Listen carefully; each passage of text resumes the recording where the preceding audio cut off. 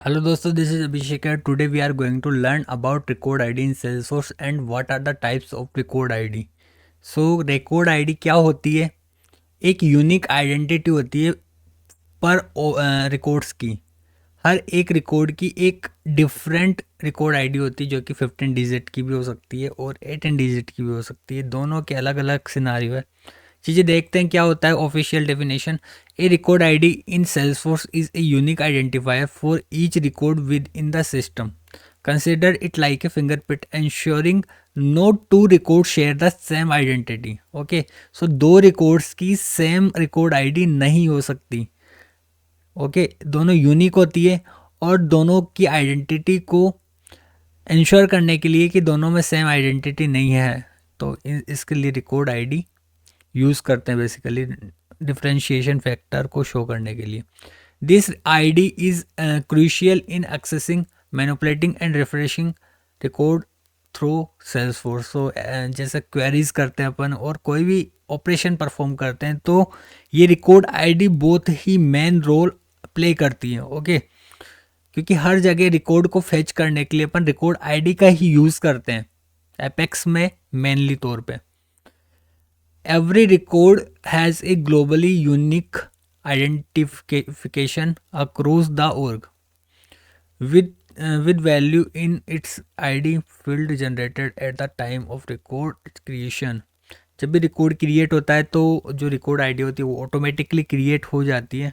Okay, अभी अभी देखेंगे कैसे कौन सी होती है रिकॉर्ड आईडी, ये भी देखेंगे प्रैक्टिकली भी अपन।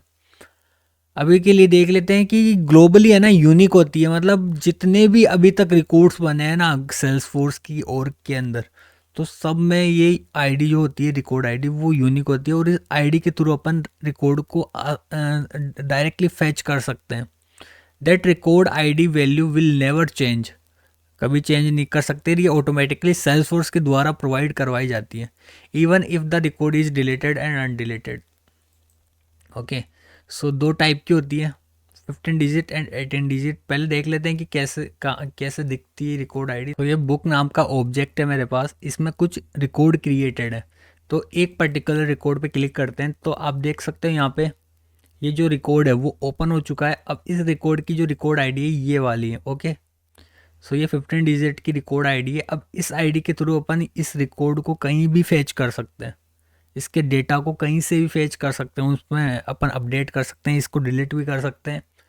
ओके, सो ये चीज़ें होती है। जैसे ऑथर का एक रिकॉर्ड में जाते हैं पर्टिकुलर सुरेश शर्मा, तो यहाँ पे ये जो आईडी है वो रिकॉर्ड आईडी होती है। ओके, तो ये यूनिक होती है। जब भी अपन क्रिएट करते हैं रिकॉर्ड को तो ये ऑटोमेटिकली यहाँ पे शो हो जाती है। ओके, सो आगे बढ़ते हैं। तो दो टाइप की होती है, 15 डिजिट और 18 डिजिट। ये 15 डिजिट की जो केस सेंसिटिव होती है और जो ये 18 डिजिट की केस इनसेंसिटिव होती है। अब इसमें 18 डिजिट में क्या होती है, लास्ट के जो 3 डिजिट होती है वो एपीआई के थ्रू यहाँ पे रेफरेंस करी जाती है। ओके,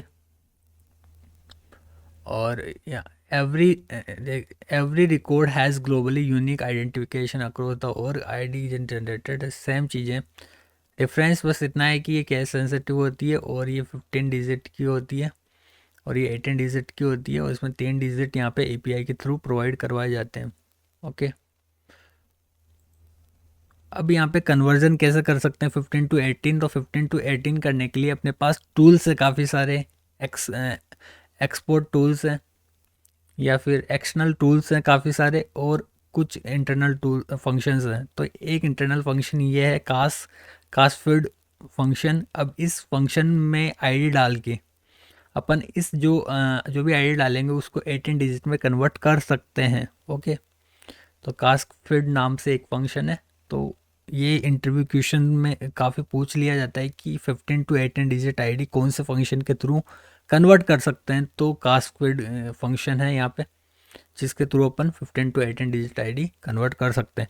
अब 18 टू 15 कैसे कर सकते हैं, तो लास्ट की जो 3 डिजिट है एपीआई के थ्रू प्रोवाइड कराने वाली वो हटा दीजिए आप। सिंपली 15 डिजिट की जो आईडी बचेगी वो यहाँ पे अपनी जो सेल्सफोर्स के द्वारा प्रोवाइड करी हुई आईडी होगी या रिकॉर्ड की आईडी होगी।